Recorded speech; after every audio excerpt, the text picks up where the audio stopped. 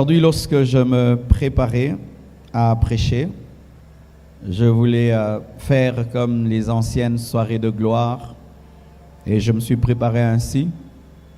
Mais vers la fin, l'Esprit de Dieu m'a donné un autre fardeau. J'ai compris que je visite rarement les extensions. Des fois, je fais même 3 ans, 4 ans même, pour repasser dans une extension. Et donc, lorsque j'en ai l'opportunité, il faut que je fasse un travail apostolique. Amen. Donc, je vais enseigner très longtemps. Amen. Je vais beaucoup parler. Et si vous êtes venus pour l'effervescence, il n'y aura pas, mais il y aura l'onction. Alléluia. Et je vais donner une des bases de notre ministère, notre communauté, le message de la sanctification. Je vais enseigner dessus pendant 1h30, peut-être 2 heures. Amen. Ensuite, je vais prier pour ceux qui ont l'appel à prêcher le message de la sainteté. Et la puissance de Dieu va vous toucher. Et dans les années qui viennent, nous allons vous envoyer dans le monde entier. Amen. Parce que en servant Dieu, nous grandissons. Amen. Ce que je vais vous enseigner ce soir, c'est le résumé de mon livre « Stratégie face à la tentation ». J'ai écrit un livre « Stratégie face à la tentation » et je vais résumer en 1h30 ou 2 heures du temps cet enseignement. Vous voyez, un jour, Philippe est allé en Samarie. Il a déclenché un puissant réveil. Mais après lui, les apôtres sont venus, Pierre et Jean, afin de compléter le travail qu'il avait fait. L'Église primitive fonctionnait de cette manière, c'est que les apôtres visitaient les églises afin de les fortifier et de les affermir. Amen. Et c'est ce que nous sommes venus faire ici, c'est pour fortifier et affermir votre foi. Amen. Hein? Ah, il y a une église à côté. Ok, je croyais que c'était des baffes. Alors mettez-moi un petit piano en bas pour que j'entende pas mon frère pasteur. On peut mettre un doux piano. Alors la Bible dit ceci dans Apocalypse 3 verset 10. Parce que tu as gardé la parole de la persévérance en moi, je te garderai aussi à l'heure de la tentation qui va venir sur le monde entier pour éprouver les habitants de la terre. C'est Jésus-Christ qui est en train de parler à l'une des églises de l'Asie mineure, parlant de l'heure de la tentation qui allait venir sur toute la terre. Clairement, dans la parole, on nous parle d'une heure de la tentation qui viendra sur le monde entier. Ce sera une tentation mondiale. C'est écrit dans la parole. Il y a une prophétie sur une tentation mondiale qui viendra éprouver tous les habitants de la terre. Quelle est l'explication d'Apocalypse 3 verset 10? L'heure de la tentation mondiale qui va éprouver tous les habitants de la terre, c'est la tribulation. La tribulation. C'est lorsque l'Antichrist viendra sur la terre et imposera et demandera aux hommes d'avoir sa marque avant d'acheter et de vendre. Ce sera une forte tentation. Pourquoi? Parce que si tu n'achètes pas et tu ne vends pas, donc tu vas mourir. Les gens seront face à la mort. Et beaucoup vont renier leur foi seulement pour manger, seulement pour vivre. L'heure de la tentation. Mais l'heure est précédée par des minutes. L'heure est précédée par des secondes. Et si l'heure de la tentation arrivera après l'enlèvement, car nous, à la compassion, nous croyons que la tribulation aura lieu après l'enlèvement. Amen.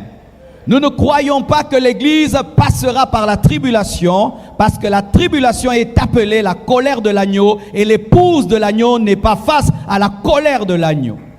Alléluia. Nous croyons qu'avant la manifestation de la marque de la bête, l'Église sera enlevée. Alléluia. Nous ne croyons pas que nous allons subir la marque de la bête.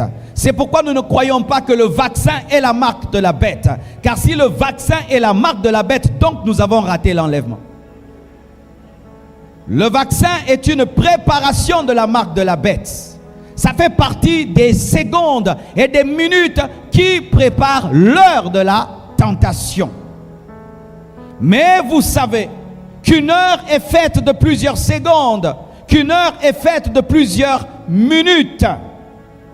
Et nous sommes en train de vivre les secondes qui préparent l'heure de la tentation. Nous sommes en train de vivre les minutes qui préparent l'heure de la tentation. Mes frères, le monde est davantage perverti. Nous sommes en train d'expérimenter ce qu'on appelle la croissance du mystère de l'iniquité. Le péché est en train de croître, que ce soit dans l'église et en dehors de l'église. C'est pourquoi ne soyez pas étonnés par le scandale, même dans l'église. Le prophète Jean parle de l'heure de la tentation, disant que Dieu préservera cette église de ce temps-là. Et nous étant les hommes de Dieu qui existent parce que nous croyons que nous sommes la dernière génération avant l'enlèvement, nous devons préparer l'église à vaincre la tentation, à vaincre les minutes et les secondes qui préparent l'heure. Car ces fidèles qui sont ici sont en proie à plusieurs tentations. Et lorsque je parle de la tentation, je ne parle pas que de la tentation sexuelle. Je ne parle pas que de l'impudicité et de l'adultère, car ce n'est pas le seul péché qui puisse exister. Toutes sortes de tentations, toutes sortes de tentations. Le Seigneur veut te donner des armes afin de te permettre de faire face à la tentation et de vaincre la tentation. Je t'assure, tu vaincras la tentation. Après avoir entendu ce message, tu vaincras la tentation, car la Bible dit, vous connaîtrez la vérité et la vérité vous affranchira. Vous vaincrez la tentation. Qui est tenté ici? Lève la main. Oh, j'ai cru qu'il y avait des anges ici. Tout homme est tenté. Même Jésus-Christ a été tenté en toutes choses. Jésus-Christ a été tenté en toutes choses. Lui qui était fils de Dieu par essence, qui est fils de Dieu par essence, il était tenté en toutes choses. À combien plus forte raison nous qui sommes nés pécheurs. Voici le premier principe pour vaincre la tentation. Tu dois être conscient que tu es tenté. Tu ne vaincras jamais une tentation si tu ne reconnais pas que tu es tenté. Pour aider quelqu'un, il doit reconnaître qu'il est malade. Pour sauver un homme, il doit reconnaître que déjà il a la fièvre. Et quand il reconnaît qu'il a la fièvre, tu peux l'amener à l'hôpital. Reconnaître qu'on est tenté. La Bible dit ceci dans Genèse 4, versets 6 à 7. Et l'Éternel dit à Caïn, pourquoi es-tu irrité? Et pourquoi ton visage est-il abattu? Certainement, si tu agis bien, tu relèveras ton visage. Et si tu agis mal, le péché se couche à la porte, et ses désirs se portent vers toi, mais toi domines sur lui. Dieu voulait rendre conscient Caïn que le péché était à la porte de son cœur, que le péché frappait. Je veux entrer. Moi l'esprit de meurtre, je veux que tu tues ton frère. Mais l'esprit là n'était pas encore entré, mais il voulait entrer. Le désir n'avait pas encore été transformé, en action, mais il y avait déjà le désir de tuer son frère. Et Dieu lui dit, il y a un processus du mal en toi, il y a un péché à la porte de ton cœur, et tu n'es pas obligé de pécher. Tu peux dominer, mais il y a déjà le processus. Pour vaincre le péché, tu dois reconnaître une chose, qu'il y a le mal à la porte de ta vie. Quel est le mal qui frappe à la porte de ton cœur? Quel est le mal qui frappe à la porte de tes pensées? Quel est le mal qui frappe à la porte de tes actions? Quels sont ces mauvais désirs qui te recherchent? Quelles sont les mauvaises pensées qui te recherchent? Quelles sont les mauvaises choses qui te réclament? Si tu ne peux pas les citer, tu tomberas. C'est pourquoi lorsqu'un homme va à l'hôpital, le médecin des fois semble poser des questions bêtes. Tu as mal où? Tu as mal où? Tu as mal où? Pourquoi? Un malade qui peut savoir où il a mal peut se protéger. Quel est ton problème? Et ce qui est tentation pour l'un n'est pas tentation pour l'autre. Certains sont tentés de devenir des sorciers, d'autres de devenir des prostituées, d'autres de devenir des voleurs, d'autres de s'enivrer, d'autres de fumer, d'autres de se droguer. Chacun a quelque chose et tu dois découvrir ta tentation. Et la reconnaître n'est pas faire semblant. La reconnaître, car si tu reconnais le domaine dans lequel tu es tenté, tu feras attention. Quelqu'un qui est tenté par la musique du monde ne va même pas aller dans une fête mondaine. Pourquoi? Parce que là-bas il peut danser et il peut commencer à chanter dans sa tête. Mais il y a des gens qui peuvent aller dans une fête, même si on met la musique mondaine, ça ne les fait rien. Mais d'autres, s'il y va, il va pécher. Tu dois te connaître. Une autre chose pour vaincre la tentation. Tu dois garder le sang-froid. Souvent face au péché, les chrétiens s'agitent. On me tente, je vais tomber, tu tomberas. Si tu veux vaincre le péché, tu ne dois pas t'agiter. Tu dois garder ton sang-froid. Pourquoi? Face à un adversaire, si tu gardes ton sang-froid, tu peux te souvenir des techniques de combat. Mais si tu ne gardes pas ton sang-froid, tu oublieras les techniques. C'est pourquoi dans les arts martiaux, ceux qui se battent avec brutalité sont tabassés. Mais celui qui reste calme, te regarde comment tu viens, il te tape ici, tu tombes. Lorsque la tentation vient, reste calme, tu ne tomberas pas. Reste calme. Reste calme, ne soyez jamais agité. Lorsque la tempête a secoué la barque, les disciples étaient agités. Jésus était calme. Ceux qui étaient agités ont tremblé devant la tempête. Mais celui qui dormait a calmé la tempête.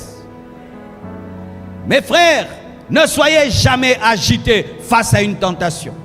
Parce que la tentation fait partie de la vie chrétienne. Même Jésus a été tenté. Tu pêches parce que tu t'agites. Tu pêches parce que tu oublies la parole. Tu pêches parce que tu oublies que tu as le Saint-Esprit. Tu pêches parce que tu oublies ta force. On te tabasse parce que tu oublies les techniques. Face à la tentation, garde ton sang-froid. La Bible dit certainement, si tu agis bien, tu relèveras ton visage. Et si tu agis mal, le péché se couche à la porte. Et ses désirs se portent vers toi. Mais toi, domine sur lui. Mais toi, domine sur lui. Dieu était calme. Pourquoi? Caïn pouvait vaincre. Quand tu es tenté, Dieu est calme. Mais oui, mes frères, quand tu es tenté, Dieu est calme. Il n'y a pas des anges qui soient agités. Dieu est calme. Il sait que tu as toutes les techniques et toute la force pour vaincre. Toutes les personnes qui, quand elles sont tentées, commencent à s'agiter. Oh Dieu, pourquoi tu as permis une telle tentation? Oh Dieu, souvent ces personnes tombent. Mais les personnes qui disent, oh mais le diable est en train de me chercher dans tel domaine, hein? Mais vraiment, je ne peux jamais faire ça. Il va vaincre. Mais celui qui s'agite, oh mon patron au travail me dérange, mon patron au travail me dérange, tu vas tomber. Il faut dire, cet homme marié, vraiment, il pense que moi je peux sortir avec lui. Jamais je ne peux faire cela. Tu vas gagner. Alléluia. Frères et sœurs, nous ne vivons pas une vie chrétienne du monastère où nous restons dans les 4 murs. Nous vivons une vie chrétienne où nous affrontons tous les jours des païens. Alors si toi tu t'agites devant la tentation, tu auras une vie agitée, agitée, agitée. On m'étente, on m'étente, on m'étente. Non, sois calme. Calme-toi, calme-toi. Tu vas oublier les techniques.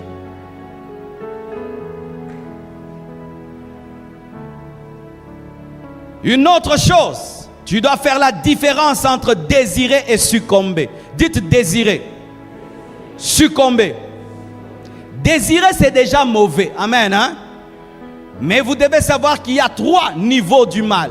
Le mal en pensée, le mal en parole et le mal en action. Faire le mal en pensée, c'est mal. Mais il n'y a pas de grossesse en pensée.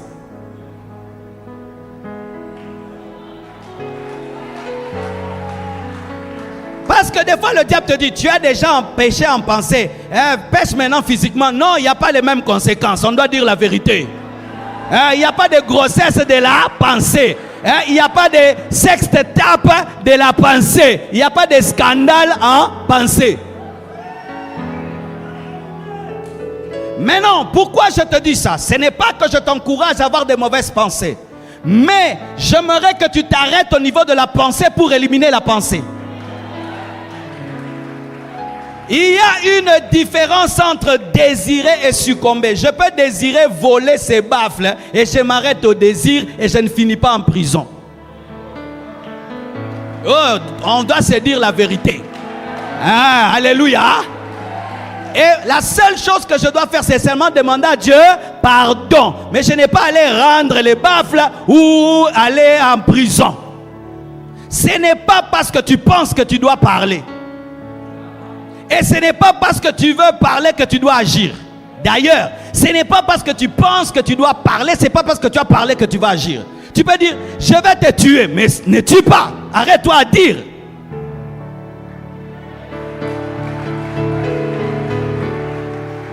Il y a des gens qui échouent à l'école, mais d'autres sont refusés. Donc il y a des niveaux aussi de l'échec et des niveaux aussi de péché. Oui, il y a aussi des niveaux de péché. Il y a aussi des péchés qui mènent à la mort, on dit ça. On parle aussi du blasphème de l'esprit, on en parlera. Ce n'est pas parce que tu désires le mal que tu dois faire le mal. Arrête-toi à ce niveau-là. Demande l'aide de Dieu d'enlever le mauvais désir. Mais qu'est-ce que le diable te dit? Comme tu as déjà commencé, tu dois finir. Non, tu peux même prendre ta veste et tu dis aujourd'hui je vais tomber, tu t'arrêtes en cours de route et puis tu rentres à la maison. Tu demandes à Dieu pardon seulement le fait d'être sorti. Donne-moi la main que je te parle. Et ça t'es pas au bandine, il faut silisango. Te biloko mususu ba silisakango, te biloko mususu ba silisakango, te otikango silisi, te oh silisango, te biloko mususu ba silisango te. Ah, en français, il y a des choses qu'on ne finit pas. C'est ça en français. Frère, tu peux être en train de tomber, déjà tu enlèves la veste et puis tu donne-moi ma veste, je rentre à la maison. Au silicio ngote, donne-moi la main, donne-moi la main. Ce n'est pas parce que tu as commencé que tu dois finir. Tu voles, et puis tu rends, oui. Il y a une différence entre désirer et succomber. Mais le diable aime la confusion. Regardez, je vous donne un exemple biblique. Je vous donne un exemple. 1 Samuel 24, verset 6. La Bible dit ceci.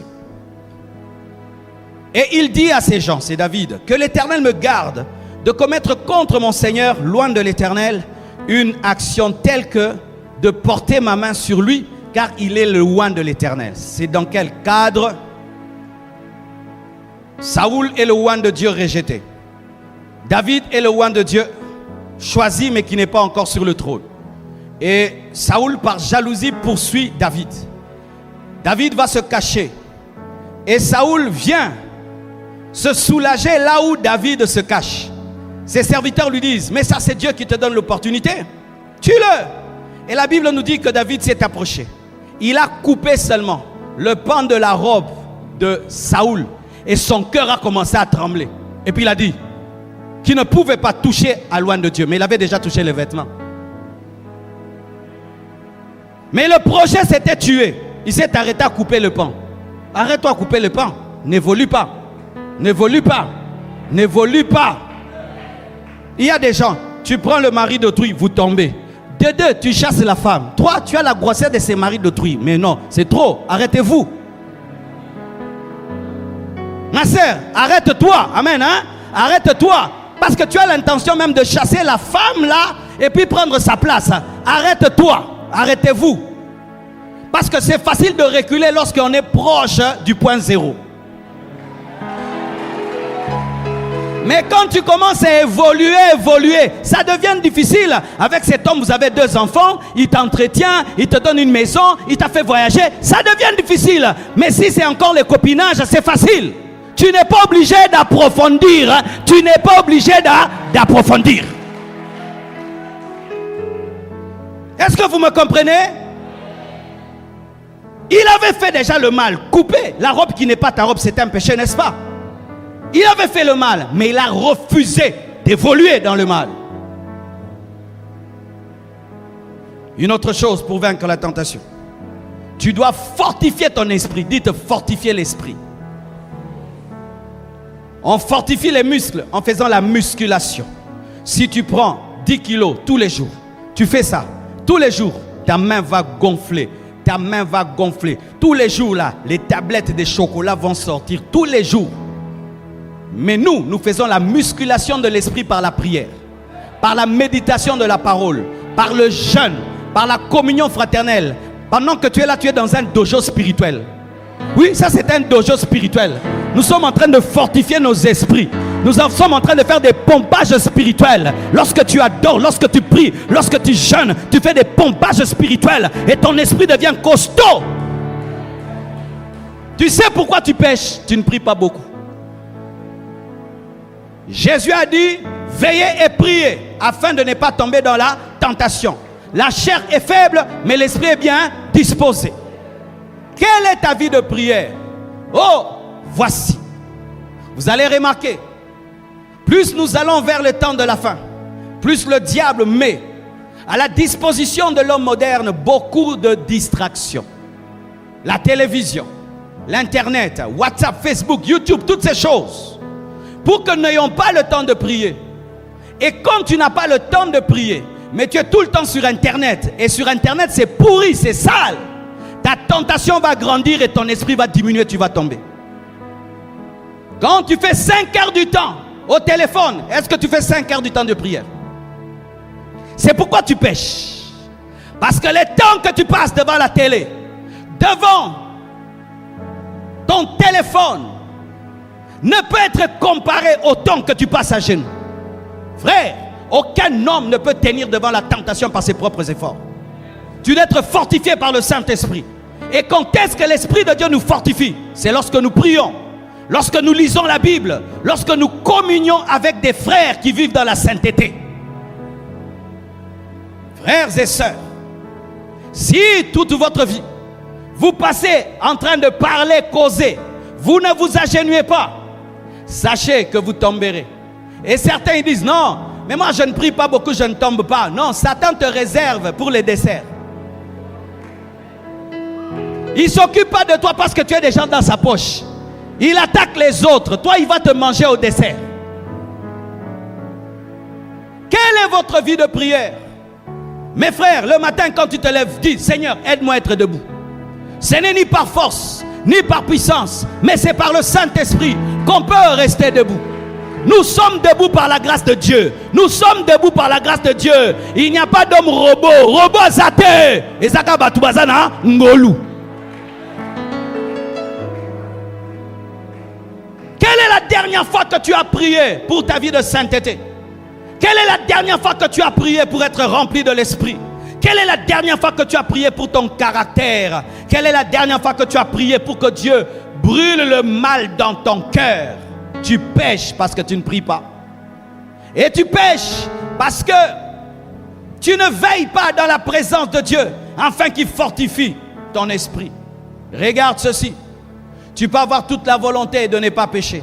Mais si tu n'as pas la force de résister, tu vas dire non avec ta bouche et oui avec le corps. Naboyi moya, naboyi mokende, non salte mon sala. Ta bouche va dire non, ton corps va dire oui. Tu vas dire plus jamais, mais le corps va dire toujours. De dans ton corps, il y aura une puissance supérieure à ton esprit.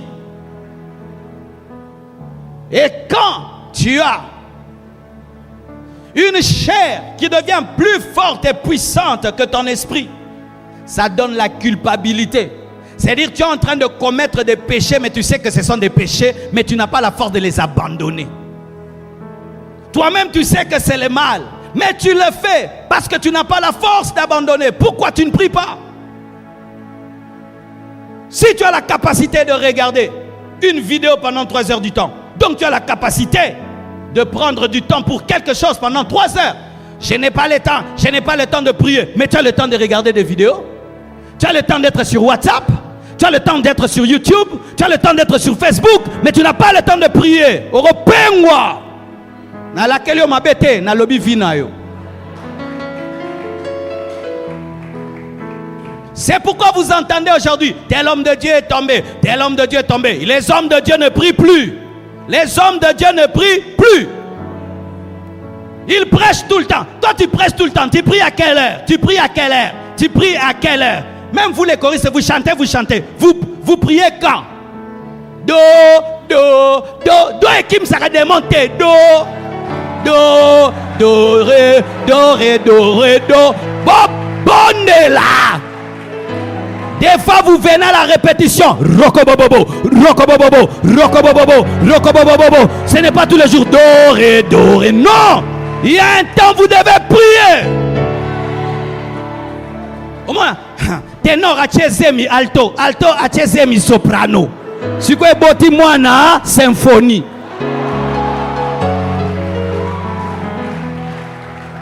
En français, vraiment. Interprétez pour eux, s'il vous plaît.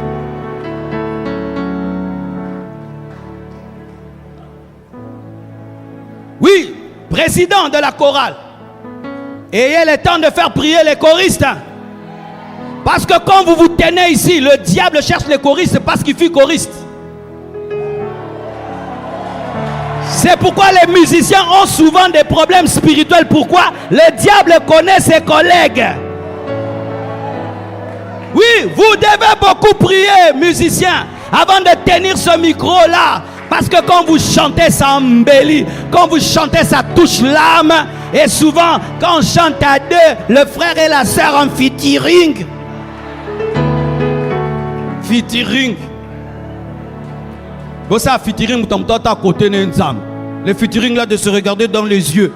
Oh non, on ne veut pas ça à l'église. Oh, toi tu es un homme, l'autre une femme là. Featuring en se regardant. Et Jésus disait.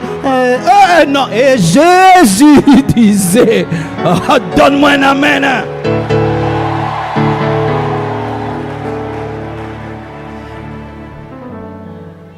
Oui, nous à la compassion, nous sommes coincés. Nous sommes vieux jeux. Oui, nous sommes des coincés. Nous acceptons. Et aussi, tu dois faire la différence entre l'esprit et la chair. Le véritable toi, ce n'est pas ta chair, c'est ton esprit. Et voici, tu dois atteindre le niveau de dire, mon esprit veut ceci, mais ma chair veut le contraire. Mais je ne vais pas faire ce que ma chair veut, mais je vais imposer à ma chair mon esprit. La Bible dit, la chair est faible, mais l'esprit est bien disposé. Donc il y a deux en toi, mais le véritable toi, ce n'est pas celui qui est mauvais, c'est celui qui est nouveau. Donne-moi je vais t'expliquer. Ce n'est pas parce que tu sens le désir du mal que tu sens le désir du mal, c'est le mauvais toi qui sens le désir du mal, mais le vrai toi veut le bien. Ainsi, même si en toi il y a le mal, ce n'est pas le vrai toi, parce que le vrai toi veut le bien. L'ancien toi veut le mal. Ainsi, chaque fois que tu sens le mal, ne dis pas je veux le mal, dis ma chair veut le mal, mais moi l'esprit je veux le bien, et mon esprit a le Saint-Esprit, et je peux dominer ma chair par l'esprit. Donne-moi un amen. Alléluia. C'est ce que Paul dit. Selon mon homme intérieur, j'aime la loi de Dieu, mais je sens en moi une autre loi qui est contraire. Il pouvait dire qu'il y avait deux en lui. Il y a deux en toi. Il y a le nouvel homme et l'ancien homme. C'est l'ancien homme qui nous pousse vers le mal. Le nouvel homme nous pousse vers le bien. Alors quand tu sais faire la différence entre l'ancien et le nouveau peut dominer l'ancien, parce que l'ancien, il est charnel, il est naturel, mais le nouveau est spirituel. C'est pourquoi Paul dit, je traite durement ma chair. Ce n'est pas parce que tu sens le mal que tu dois faire le mal. Et ce n'est pas parce que tu sens le mal que tu n'es pas chrétien. Tu es humain.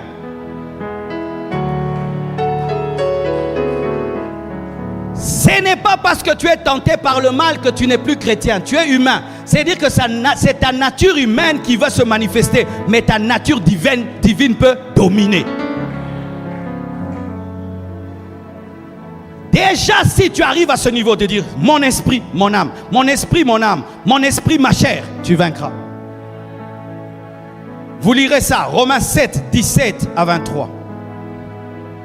Une autre chose pour vaincre la tentation. Ça, j'aimerais vraiment insister. Il faut être capable de recevoir le pardon de Dieu. 1 Jean 1, verset 9. Si nous confessons nos péchés, il est fidèle et juste pour nous pardonner et pour nous purifier de toute iniquité. Proverbe 24, verset 16. Car 7 fois le juste tombe et il se relève, mais les méchants sont précipités dans le malheur. Écoutez ceci, mes frères, et ça j'aimerais en parler au milieu de nous.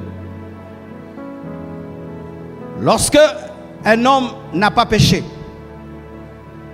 et qu'il est tenté, le diable lui dit ce n'est pas grave. Et lorsque l'homme pêche et il veut se relever, le diable lui dit reste là, c'est très grave. Le même diable qui te dit que le péché n'est rien avant le péché, quand tu pêches, il vient te dire que le péché est grave pour que tu ne croies pas au pardon de Dieu. Mais Dieu ne l'a jamais établi comme son ambassadeur pour te parler de sa part.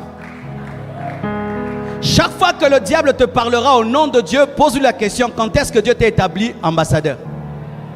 Oh, tu commences à jouer avec Dieu, tu pêches, tu te relèves, tu pêches, tu te relèves. Il n'est pas l'ambassadeur de Dieu pour te culpabiliser. Écoute le Saint-Esprit. Le Saint-Esprit te révélera le péché, mais il va te dire, relève-toi et continue. Alléluia. Mais voici, pourquoi le diable veut nous garder dans la culpabilité quand nous péchons? Parce que lorsque tu tombes et tu restes à terre, ton péché devient une maladie. Ainsi, celui qui pêche un jour et se relève est différent d'un homme qui pêche pendant toute une année. Parce que lorsque tu gardes un péché pendant toute une année, ça devient une maladie en toi. Mais celui qui pêche et se relève, il n'a pas le temps d'attraper les microbes. C'est pourquoi le diable aime nous garder par terre pour nous infecter. Et qu'est-ce qu'il utilise? C'est la culpabilité. Il te dit quoi? Comme tu as péché une fois, pêche encore 2 fois, pêche encore 3 fois. Si tu as péché pendant 1 mois, pêche pendant 6 mois. Et si tu as péché 6 mois, pêche pendant 1 année. Et comme tu as péché 1 année, pêche pendant 10 ans. Et puis tu vas en enfer. Et voici ce que j'aimerais dire à l'église. Si réellement nous sommes l'église, mes frères, nous devons fonctionner comme Dieu. Dieu, quand un homme pêche, il se répand, Dieu pardonne. Nous aussi, nous devons être capables de pardonner aux gens à qui Dieu a pardonné. Les églises aujourd'hui, c'est quoi?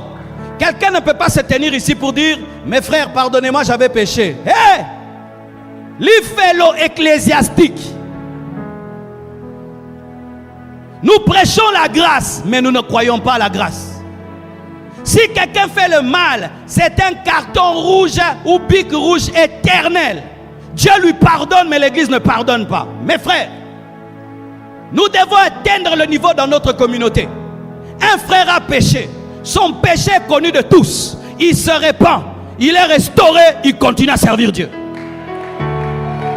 Oui, si nous sommes l'église, si nous ne sommes pas sous la loi, c'est quoi les églises aujourd'hui? Où nous vivons maintenant dans l'hypocrisie. Où je ne peux pas révéler à mon frère ma faiblesse. Parce que si je te révèle ma faiblesse, tu me jettes à la poubelle éternellement. Même Dieu ramasse à la poubelle. Nous ne ramassons plus à la poubelle.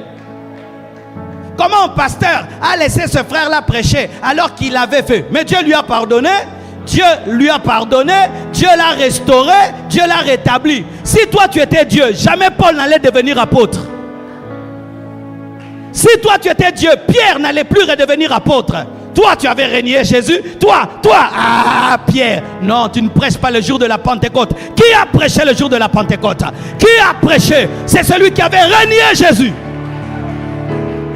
Et lorsque Jésus ressuscite, il dit ceci à Marie de Magdala: allez dire à mes frères et à Pierre que je le précède en Galilée.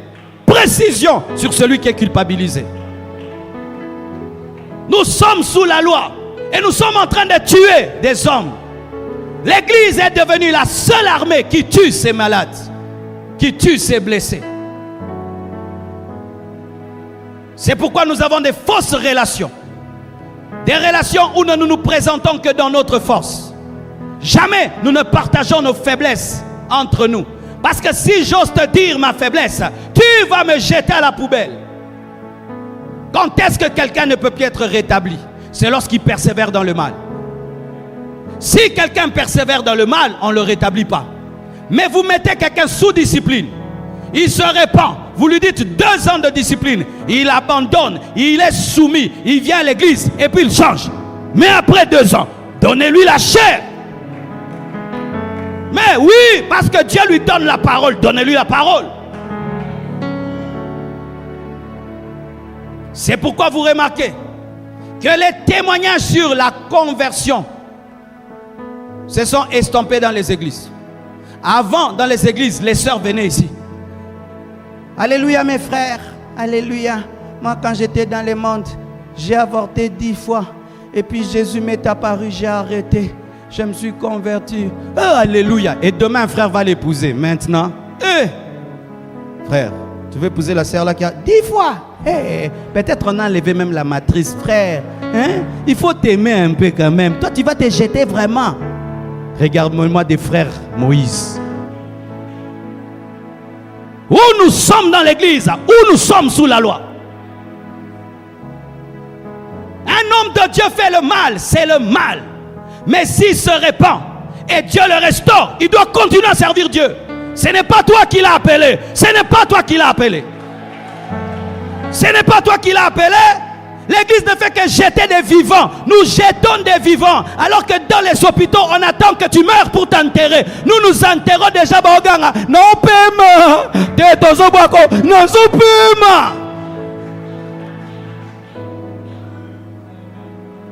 pema. Et même ces personnes qui aiment juger les autres, remplis de péchés, eux-mêmes, mais des péchés qu'on ne connaît pas. Ce n'est pas parce que tu jettes la pierre contre la femme qui est tombée dans l'adultère que toi tu ne commets rien. Son péché est connu, mais le tien est caché, mais c'est toujours un péché devant Dieu. C'est pourquoi Jésus a dit, celui qui n'a jamais péché, qui lance une pierre. Le seul qui pouvait lapider, c'était Jésus. Mais Jésus qui pouvait n'a pas lapidé. Jetez vos pierres. Nous sommes en train d'empêcher les gens de se relever. Tu commets le mal, le péché, tu viens auprès de tes frères et tu le dis, ils le répandent partout. Vraiment, mon ennemi.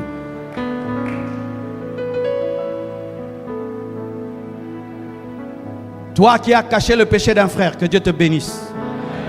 Toi qui as caché le péché d'un frère, que Dieu te bénisse. Toi que Dieu a béni avec une sagesse pour cacher le péché des frères, que Dieu te bénisse. Tu seras grand, tu monteras et tu monteras. Pourquoi? Tu es la manifestation de Dieu. Tu as le caractère de Dieu. Le premier caractère de Dieu, c'est l'amour. Arrêtons de condamner les personnes que Dieu a justifiées. C'est pourquoi vous voyez les frères maintenant, avant de se marier, tu es vierge, et toi tu es chaste. Hein? Frère, mon loukiba vierge, yosa chaste. Hein?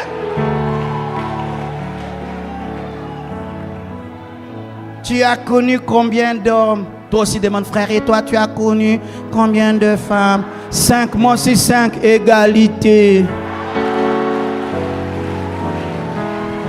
Match nul, match nul, match nul. Donne-moi un amen, donne-moi un amen.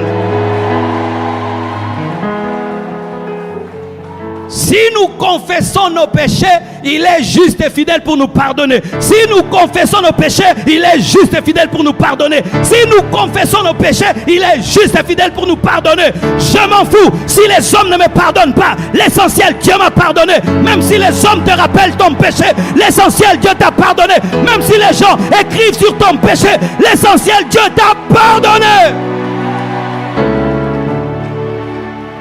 Oh, donne-moi l'amen. Lorsque Paul est venu vers l'église, l'église a refusé de le recevoir. Il fallait des médiations pour qu'il soit reçu. Même les apôtres ne comprenaient pas. C'était progressif en eux, jusqu'à ce qu'ils comprennent la grâce de Dieu. La grâce de Dieu est très difficile à comprendre, mes frères. Mais regardez la grâce de Dieu. Qui est la mère de Salomon? Bathsheba. Qui est Bathsheba? C'est la femme d'Uri. Qui est la femme d'Uri? C'est la femme du garde du corps de David. David a tué son mari pour l'avoir. Mais là quand même, la grâce est entrée, Salomon est né. Parmi les ancêtres de Jésus, il y a Ruth, la Moabite. Les Moabites sont nés des relations incestueuses entre Lot et ses filles. Mais c'est là que la grâce de Dieu est passée. Parmi les ancêtres de Jésus, il y a des Moabites, des femmes qui sont sorties de l'inceste. Il y a Salomon qui est sorti de l'adultère. Non pas que Dieu encourage le mal, mais là où le péché abonde, sa grâce surabonde. Alléluia. Faites très attention avec la grâce de Dieu. Faites très attention. Lorsque quelqu'un a péché, il a demandé pardon et il a abandonné, Dieu est avec lui. Même si tu ne comprends pas, Dieu est avec lui. Même si ça ne te plaît pas, Dieu est avec lui. Même si tu ne le veux pas, Dieu est avec lui. Et toi qui es culpabilisé, tu n'as pas besoin de sentir pour croire que Dieu t'a pardonné. Tu n'as pas besoin de vision pour croire que Dieu t'a pardonné. Tu n'as pas besoin d'émotion. Tu as besoin de la foi. Tu as besoin de la parole. Je n'ai pas besoin d'une vision ni besoin d'émotion pour croire que Dieu m'a pardonné. Donne-moi la main, je vais te parler. Si un prophète vient te prophétiser ton péché que tu as abandonné, Dieu ne l'a pas envoyé, parce qu'un prophète ne peut connaître ce que Dieu ne connaît pas.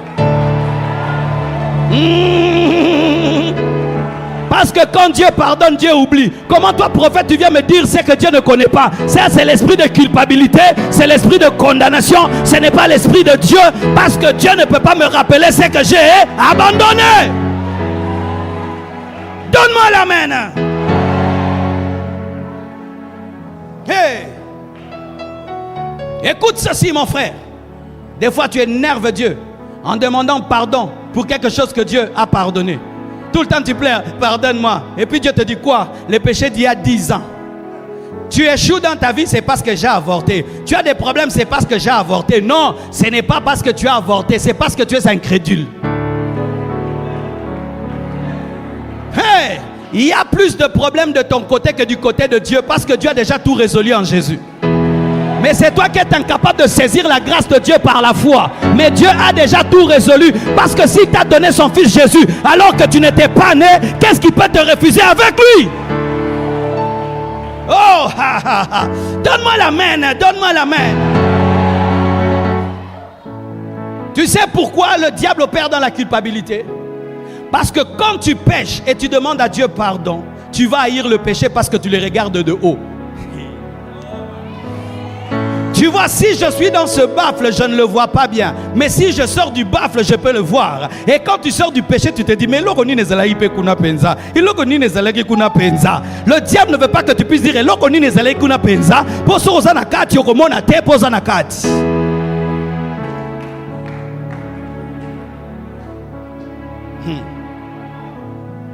j'ai 44 points, je ne suis qu'au 7e point. On fait comment? On fait comment, Bandeko?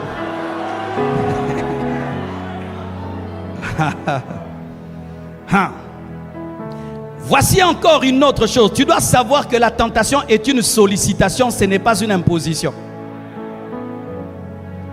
Mon frère, si je viens avec une invitation, je dis, mon frère Miché, tu es invité à l'anniversaire de mon fils. Est-ce que tu es obligé de venir?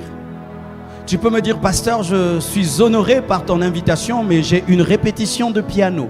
Et puis je vais dire, pas de problème, alors je vais chercher quelqu'un d'autre qui va remplacer Miché. Lorsque tu es tenté, c'est une invitation à aller à la fête du diable. Tu n'es pas obligé. Tu peux lui dire, le diable, j'ai beaucoup de choses à faire, je dois prier, je dois jeûner, je dois prêcher l'évangile. Et il va chercher quelqu'un d'autre. Mes frères et sœurs, la tentation n'est pas une convocation, c'est une sollicitation. Parce que quand tu es convoqué au tribunal, tu dois aller. Mais quand tu es tenté, tu ne dois pas aller. Tu n'es pas obligé. Tu peux ou tu ne peux pas. C'est pourquoi on appelle ça tenter, essayer. La tentation frappe à la porte. Tu peux ouvrir ou ne pas ouvrir. Tu es libre. Dis, tu es libre. Regarde ton voisin, tu es libre. Tu n'es pas obligé de pécher. Dis-lui, tu n'es pas obligé. J'entends des gens qui me disent ça. Oh pasteur, je me prostitue parce que papa est mort. Maman est morte. Nous mourrons de faim. C'est pourquoi je me prostitue. Ok. Est-ce que tu peux boire le poison parce que tu as soif? Tu peux manger le poison parce que tu as faim. Mais pourquoi alors tu te prostitues? C'est parce que tu ne sais pas que c'est le poison. On n'est pas obligé de pécher. Vaut mieux mourir que pécher. Vaut mieux mourir que pécher. Vaut mieux mourir que pécher. Je vais te le démontrer. On te met dans une chambre avec une bouteille d'eau remplie de poison. Est-ce que tu la boiras? Tu vas mourir de soif, n'est-ce pas? Mais tu ne boiras pas. Pareil aussi. Si devant c'est le péché, derrière c'est le péché, à gauche c'est le péché, en haut, en bas c'est le péché, meurs. Ndeko Koufa. C'est écrit dans la parole. Jusqu'à présent, vous n'avez pas lutté contre le péché jusqu'au sang. C'est-à-dire qu'il y a des luttes contre le péché. Tu te blesses ou tu meurs. Les apôtres ont combattu le péché jusqu'à la mort. Ils ont refusé de renier Jésus. On les a tués. Tu n'es pas obligé de pécher. Tu n'es pas obligé de tricher à l'école. Hey, 0 sur 10, redouble. L'année prochaine, tu seras premier de la classe. Donne-moi la main.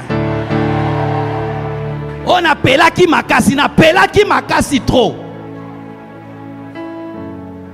Quand j'étais à l'université, je me tiens devant une feuille. Je vois noir. De la première à la deuxième. Je vois le diable commencer à me solliciter. Les yeux commencent à aller dans tous les sens. Je prends seulement ma feuille. Je rends au professeur. Il me dit, Touna, si tu as fini très vite, je ne vois rien.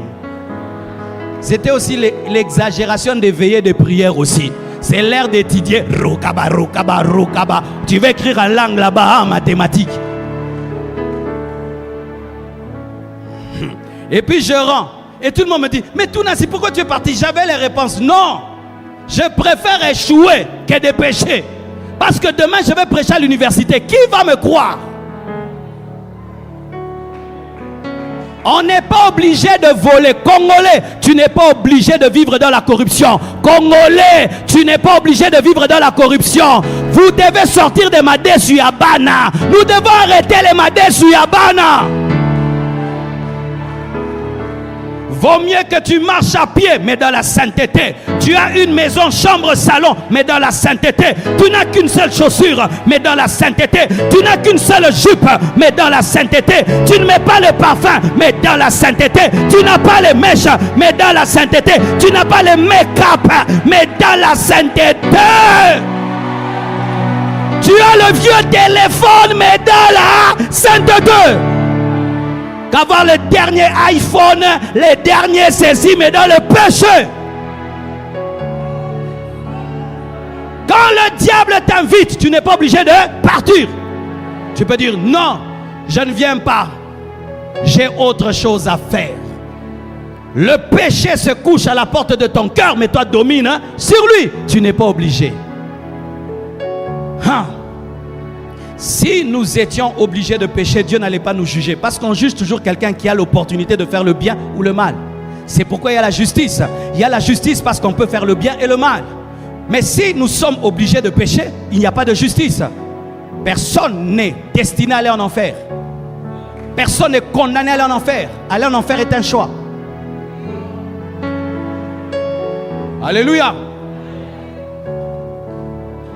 C'est pourquoi moi je dis, si quelqu'un me tente et tu exagères, je te donne un coup. Je préfère qu'on m'arrête, mais je n'ai pas péché. Na bouki au mâchoire, na ke prison. Mais na ke lola, mais na kati ya prison. Ah oui?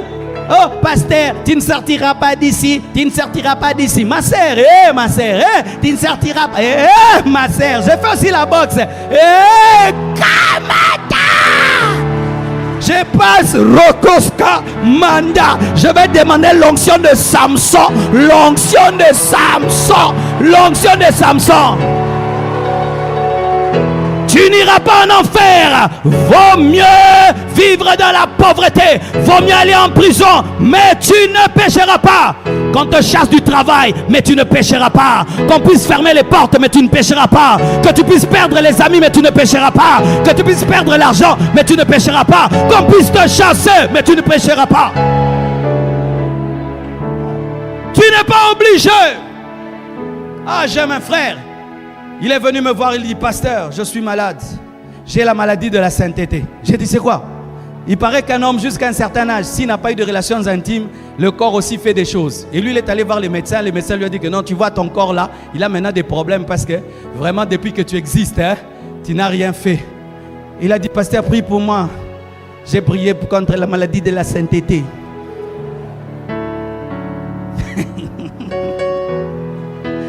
Ma maladie a bien. Obanginzam obeli.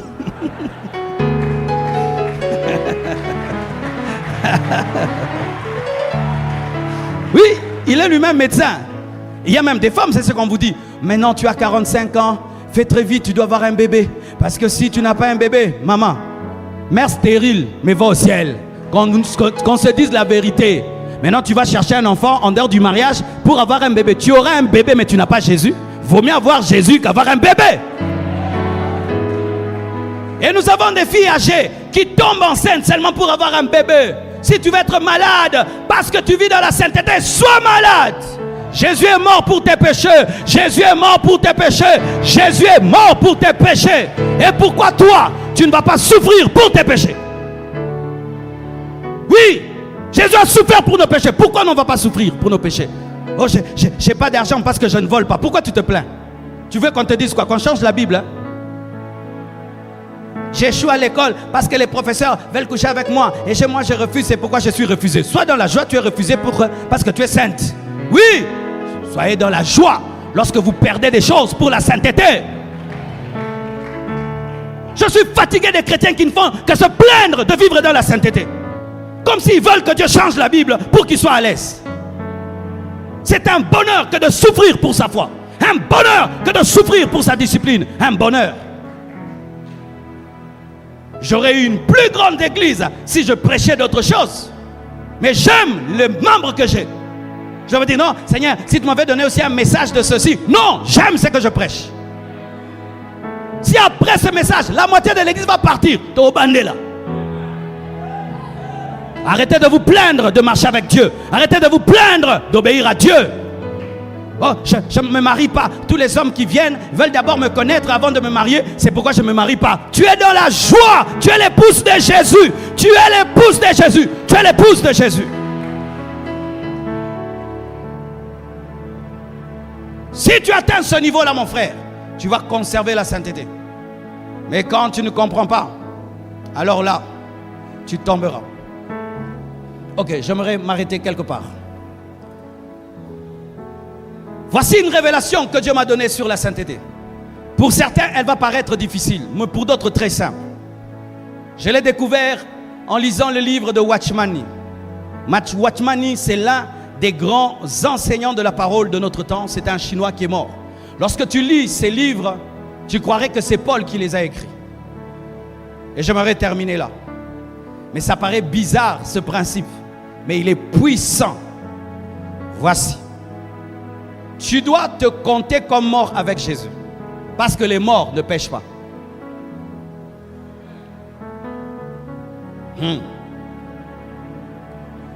Tu dois te compter comme mort. Comme dit Paul, nous sommes morts avec lui, ressuscités avec lui.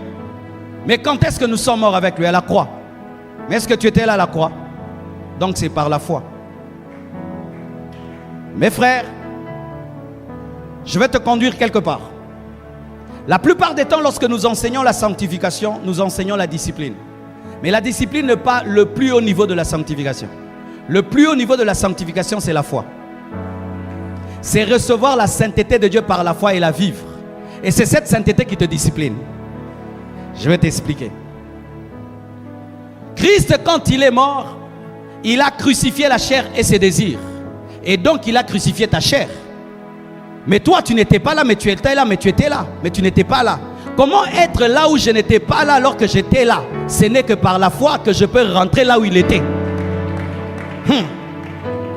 Ainsi, quand je crois en Jésus, je me considère et je fais une comptabilité spirituelle que moi et lui nous sommes morts. Car si tu ne meurs pas avec lui, tu ne peux ressusciter avec lui. Et la sainteté, c'est dans la résurrection. Tu ne peux ressusciter que si tu meurs.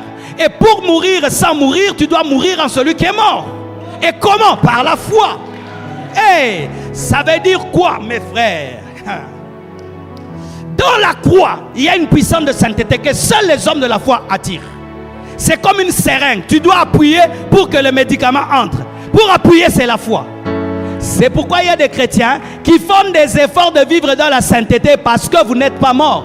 Parce qu'un mort ne fait pas des efforts. Il vit la sainteté. Atamutua munoko soka kufi bofinge alobaka. Et bembenyo se zalaka esantu. Tout mort est saint, vrai ou faux, n'est-ce pas? Il peut être un orgueilleux, vous l'enterrez dans l'or. Mais quand il sortait,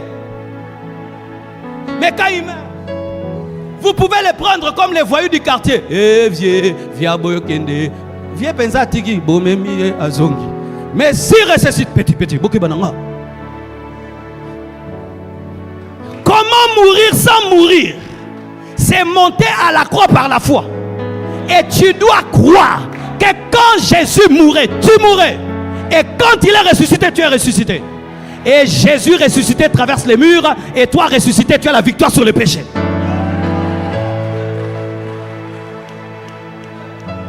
Ainsi, le secret de la sainteté, c'est Jésus. Parce que Jésus, c'est notre sainteté. Jésus a été fait sainteté pour nous, justice pour nous. Et comme il pète makasi, yango pe comme makasi. Voici le problème de l'église. C'est que si tu viens chez moi à la maison, on te dit que j'ai un diamant chez moi et tu es un voleur, tu vas traverser ma porte, tu vas entrer dans la chambre, tu vas chercher s'il y a un coffre-fort, tu vas ouvrir pour trouver le diamant. Et si je veux te piéger, je vais prendre le diamant, je vais le mettre à ma porte comme une décoration de ma porte. Tu vas venir devant ma porte, tu vas voir le diamant, tu vas dire jamais. Il ne peut pas mettre le diamant ici.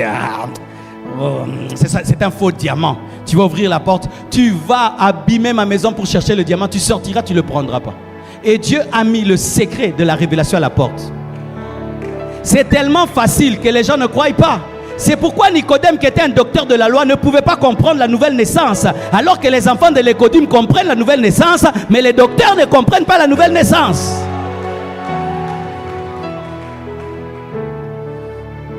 Quand tu nages, il y a des niveaux, tu fais des efforts, mais tu es dans l'eau. Mais tu fais des efforts dans l'eau parce que l'eau est au niveau des genoux. Mais plus l'eau devient grande et peut te tuer, c'est quand l'eau aussi te porte. Et plus la parole devient dangereuse, plus elle devient facile.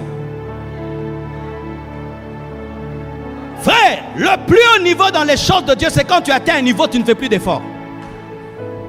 Maintenant, tu entres dans la révélation de ce que Christ a fait pour toi. Tu entres dedans et ça devient ta vie. Et vous savez pourquoi Dieu a fait ça? Pour que personne ne s'enorgueillisse d'être saint. Oh, Marcelo, tu as 70 ans de ministère. Comment tu n'as jamais fait de scandale? Vous savez, moi j'ai pris à 3h du matin. J'ai pris un pied en haut, l'autre en bas. Je me concentre. Non, tu vas dire, c'est Jésus. C'est Jésus. C'est Jésus. C'est Jésus. Dieu nous a humiliés en Jésus. Dieu a brisé notre orgueil en Jésus. Dieu a brisé notre orgueil en Jésus. Oh mon frère, ozo sokolana linyuka alors que ça va en kikoso. C'est ce que les chrétiens font. Ils se grattent. Je vais abandonner. Tu te blesses. Mais il y a les savants. Ils utilisent les savants. Dis Jésus, entre dans ma vie. Deviens ma sainteté. La sainteté de mes pensées. La sainteté de mes paroles. La sainteté de mes actions. Ce n'est plus moi qui vis, mais c'est Christ qui vit en moi. Christ en moi, l'espérance de la gloire. Père, je crois que je suis saint. Père, je crois que je suis pur. Père, je crois que je suis saint. Et sache, lorsque tu entres dans ce niveau-là, n'aie pas peur que ça puisse s'arrêter. Dieu va veiller que ça ne s'arrête pas. Parce que si ça s'arrête, Dieu va devenir veuf.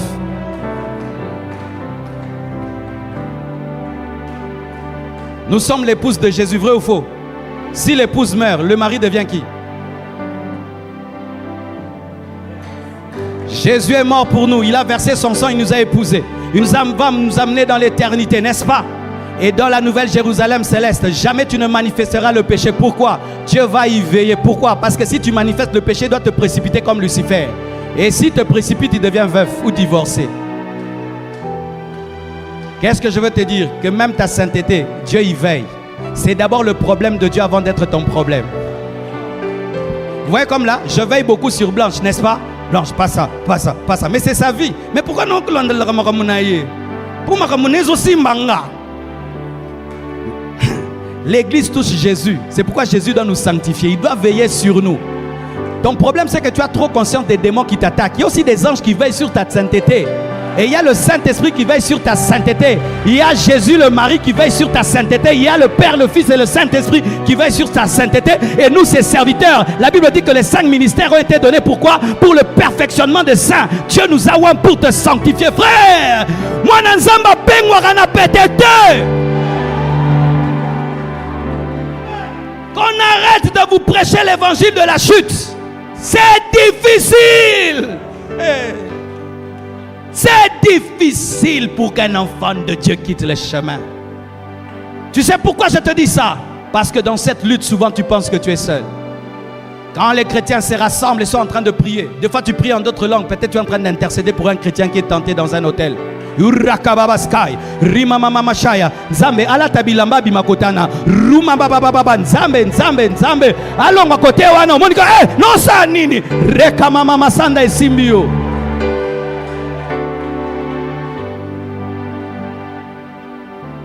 Le Saint-Esprit en nous intercède par des soupirs inexprimables. Quand tu pries, le Saint-Esprit intercède aussi pour toi. Seigneur, aide-le. Seigneur, soutiens-le. Christ est ta sainteté. C'est pourquoi, mon frère, si tu es ici, car moi, je fus un païen qui, des fois, voulait arrêter le mal. Ça m'arrivait des fois, j'étais culpabilisé de faire le mal. Et je disais, ah Marcelo, arrête un peu. J'arrêtais pendant 1 mois. Mais le naturel revenait au galop. Et quand il revenait au galop, c'était vraiment au galop.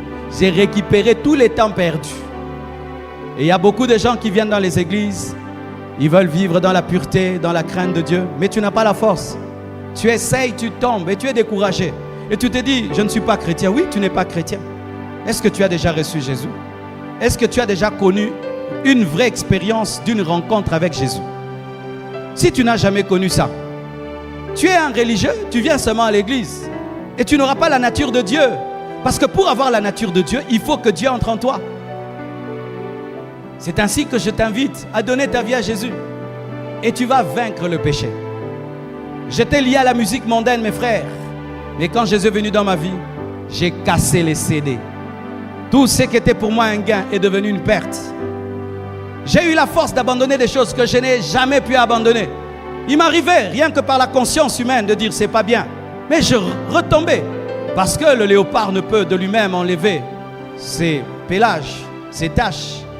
Et tu ne peux toi-même te changer. Tu peux essayer, les bouddhistes essayent, ils se concentrent, mais ils sont mauvais dans leur monastère. L'homme ne peut se changer. L'homme ne peut se transformer.